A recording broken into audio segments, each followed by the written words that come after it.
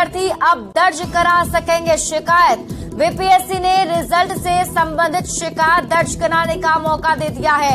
अभ्यर्थी अब किसी भी प्रकार की आपत्ति शपथ पत्र के साथ भेज सकते हैं। आयोग की वेबसाइट पर अपने लॉगिन से कर सकेंगे शिकायत। आपको बता दें 29 अक्टूबर से 12 नवंबर तक ये शिकायत दर्ज करवा सकते हैं, जो तारीख तय कर दी गई है।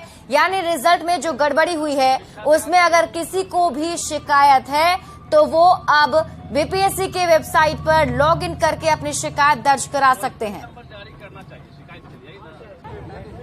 तो इस वक्त की बड़ी खबर आपको पटना से बता दें, बीपीएससी की तरफ से ये बड़ा फैसला लिया गया है।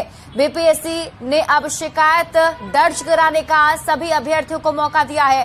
आपको बता दें कि जब से रिजल्ट सामने आया उसके बाद से ही शिक्षक अभ्यर्थी काफी नाराज थे।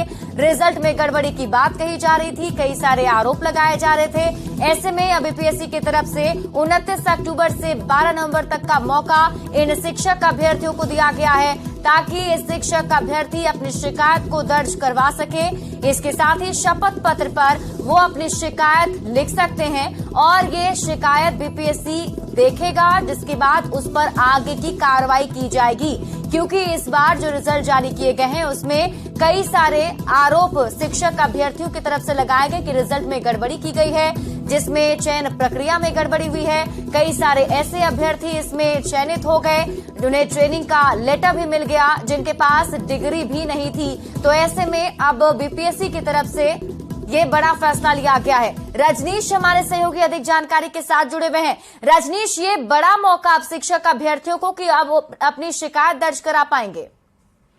बिल्कुल, देखिए रिजल्ट के 5 दिनों बाद जो है जिस तरह से लगातार हंगामा हो रहा है और न्यूज 18 प्रमुखता से खबरों को दिखा रहा है, तो खबर को संज्ञान में लिया गया है और बीपीएससी ने अब अभ्यर्थियों को एक मौका दिया है। यानी 29 अक्टूबर से लेकर 12 नवंबर तक अब पोर्टल खोले जाएंगे और बीपीएससी ने अपनी वेबसाइट पर जो है लॉगिन और जो पासवर्ड है उनका अभ्यर्थियों का, उसके जरिए एप्लीकेशन मांग दिया है कि आपके पास जो शिकायत है आप शपथ पत्र के साथ आपत्ति दर्ज करा सकते हैं और जिसको लेकर आपको जो है आयोग का चक्कर नहीं लगाना होगा। कुल मिलाकर फिजिकली जो है लगातार अभ्यर्थी शिक्षा विभाग और बीपीएससी कार्यालय का चक्कर लगा रहे थे। हंगामा भी हुआ।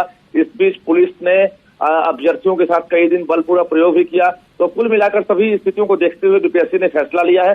अभ्यर्थी अब जो है घर बैठे अब शिकायत दर्ज करा सकेंगे। उम्मीद ये है कि शिकायत के बाद जो डिजर्विंग कैंडिडेट हैं उनको फिर से मौका मिल सकता है और रिजल्ट में सुधार हो सकता है। जी शुक्रिया। चलिए, बहुत बहुत शुक्रिया तमाम जानकारी के लिए रजनीश। के कंप्यूटर साइंस में खुलासा हुआ है, अयोग्य अभ्यर्थी चयन के बाद ट्रेनिंग ले रहे हैं। नालंदा की सपना कुमारी के पास भी डिग्री नहीं है। अभ्यर्थी के पास एसटीटी की डिग्री नहीं है, फिर भी उन्हें चयनित कर लिया गया और इसके बाद से उनकी ट्रेनिंग भी शुरू हो गई है। तो ये बड़ा खुलासा न्यूज 18 करने जा रहा है। शिक्षक बहाली को लेकर एक बड़ा खुलासा हुआ है। न्यूज 18 ने एक और बड़ा खुलासा किया है, जिसमें आपको बता दें उच्च माध्यमिक के कंप्यूटर साइंस में ये खुलासा हुआ है। बताया जा रहा है कि अयोग्य अभ्यर्थी चयन के बाद ट्रेनिंग ले रहे हैं, जिसमें नालंदा की सपना कुमारी का नाम सामने आ रहा है, जिनके पास डिग्री नहीं है। एसटीटी की डिग्री सपना के पास नहीं है। रजनीश हमारे सहयोगी अधिक जानकारी के साथ जुड़े हुए। रजनीश, क्या है पूरी खबर? देखिए शिप्रा, लगातार जो है काउंसलिंग चल रही थी और आज आखिरी तारीख है काउंसलिंग की। इस बीच जो कागजात न्यूज 18 के हाथ लगी है, कुल मिलाकर ये कहें सपना कुमारी जो नालंदा की रहने वाले अभ्यर्थी हैं और इनका फाइनल सिलेक्शन हो गया और मोतिहारी में इन्होंने डीवी यानी डॉक्यूमेंट्स वेरिफिकेशन भी करा लिया, जहां पर इनका अंतिम रूप से चयन हो गया और वहां से फिर ट्रेनिंग सेंटर भी भेज दिया गया जहां पर ये ट्रेनिंग कर रही है। सबसे हैरानी की बात यह है कि कंप्यूटर साइंस यानी उच्च माध्यमिक की कंप्यूटर साइंस की अभ्यर्थी है, जिनकी उम्र जो है 2001 में जो है इनका डेट ऑफ बर्थ है, यानी उम्र जो है 2019 में एस्टेट के मुताबिक 21 साल की नहीं थी। इससे साफ शक पैदा हो रहा था कि जब ये एस्टेट पास नहीं है तो क्वालिफिकेशन कहां से इनके पास आएगा। अब सवाल यह है कि बीपीएससी ने जो वेरिफिकेशन कराया था उस वेरिफिकेशन में भी ये साफ हो गया था कि इनके पास एस्टेट की डिग्री नहीं है। उसके बाद भी सपना कुमारी का रिजल्ट बीपीएससी ने जारी कर दिया। रिजल्ट जारी करने के बाद सपना मोतिहारी चली गई पूर्वी चंपारण काउंसलिंग के लिए और इधर कल बीपीएससी ने अयोग्य अभ्यर्थियों की सूची जारी कर दी। यानी 500 से ज्यादा जो कंप्यूटर साइंस के अयोग्य अभ्यर्थी हैं मेरिट लिस्ट वाले, उनकी सूची बीपीएससी ने जारी की, जिसमें भी सपना का नाम है।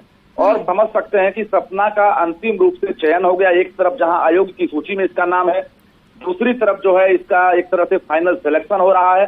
सबसे बड़ी बात है जो बिहार विद्यालय परीक्षा समिति है जिसने एस्टेट को कंडक्ट कराया था 2019 में, और एस्टेट 2019 में ये नियम था कि 2019 तक में जिनकी उम्र 21 साल नहीं है वो एस्टेट का फॉर्म नहीं भर सकते हैं। भला सपना ने ये दुस्साहस कर लिया कि 2001 में इनका जन्म हुआ और ये एक तरह से शिक्षक बहाली में अप्लाई कर दी और उसके बाद इनका चयन हो गया। कुल मिलाकर जो है शिक्षक बहाली प्रक्रिया लगातार चल रही है, लेकिन न्यूज 18 एक के बाद एक खुलासा कर रहा है। अब मोतिहारी डीईओ पर डिपेंड करता है कि आखिर न्यूज चलने के बाद वो होल्ड करते हैं या फिर इसका अंतिम रूप से चयन हो जाता है और ये शिक्षक बन जाती है। जी चलिए, आप इस पूरी खबर पर नजर बनाए रखिए। बहुत बहुत शुक्रिया तमाम जानकारी के लिए रजनीश। पटना से आपको बड़ी खबर बताएं, छात्र नेता दिलीप के साथ बदतमीजी की गई है। बीपीएससी की तरफ से वार्ता के लिए बुलाया गया था और इसी दौरान उसके साथ बदतमीजी की गई। बात करने के बाद बाहर निकलने पर धक्का देकर बाहर निकाला गया है। बदतमीजी का आरोप छात्र नेता ने लगाया है। छात्र नेता दिलीप को आज बीपीएससी टीचर बहाली में धांधली को लेकर वार्तालाप करने के लिए बुलाया गया था, बातचीत करने के लिए बुलाया गया था, लेकिन जब वो बात करके जैसे ही बाहर निकले उनको धक्का मारकर वहां से भगाया गया और उनके साथ बदतमीजी की गई है। बड़ी जानकारी आपको दे रहे हैं, तस्वीरें भी हम आपको दिखा रहे हैं। वार्तालाप के लिए बुलाया गया और बातचीत करने के बाद देखिए कैसे धक्का देकर उन्हें बाहर निकाला जा रहा है। और इस पूरी खबर की अधिक जानकारी के साथ संवाददाता रजनीश हमारे साथ इस वक्त फोन लाइन पर है। रजनीश, क्या जानकारी है, कैसे इनके साथ बदतमीजी की गई है? बिल्कुल शुभी, देखिए छात्र नेता दिलीप जो है छात्रों की शिकायत के बाद वहां पहुंचे थे और बड़ी संख्या में पहले से वहां शिक्षक अभ्यर्थी जो परीक्षा में असफल हुए हैं वो कागजात लेकर पहुंचे थे। इस बीच चेयरमैन अतुल प्रसाद ने दिलीप को वार्ता के लिए बुलाया भी और अंदर बातचीत हुई भी। तकरीबन 1 से सवा घंटे बैठक हुई और सभी छात्र नेताओं और अभ्यर्थियों के साथ चेयरमैन ने एक तरह से कहा कि शिक्षक बहाली में पूरे मुद्दे पर जो है आप शिक्षा विभाग से बात करें, बीपीएससी के हाथ में अब कुछ नहीं है, हमने रिजल्ट दे दिया। इस बीच दिलीप बाहर निकलते हैं, बड़ी संख्या में वहां मौजूद पुलिसकर्मी और उसके बाद जो सुरक्षाकर्मी हैं उन्होंने इनके साथ न सिर्फ हाथापाई की है जो आरोप लगा है और दिलीप को वहां से खदेड़ दिया गया और हाथापाई करने के बाद कहा जा रहा है कि सर में काफी चोट भी है। तो दिलीप ने आरोप लगाया है कि इनके साथ जाति हुई है और इनके साथ कहीं न कहीं पुलिस वालों ने बदतमीजी की है। जी वाकई रजनीश, बहुत बहुत शुक्रिया आपका हमारे साथ जुड़ने के लिए। जो तस्वीरें इस वक्त हम अपने दर्शकों को दिखा रहे हैं उससे स्पष्ट नजर आ रहा है कि किस प्रकार छात्र नेता के साथ बदतमीजी की गई। बुलाया तो गया बातचीत करने के लिए, जानकारी लेने के लिए, लेकिन इसी बीच बदतमीजी भी की गई है। जैसे ही वो वहां से बाहर निकले देखिए कैसे धक्का मारकर उन्हें वहां से बाहर निकाला जा रहा है। छात्र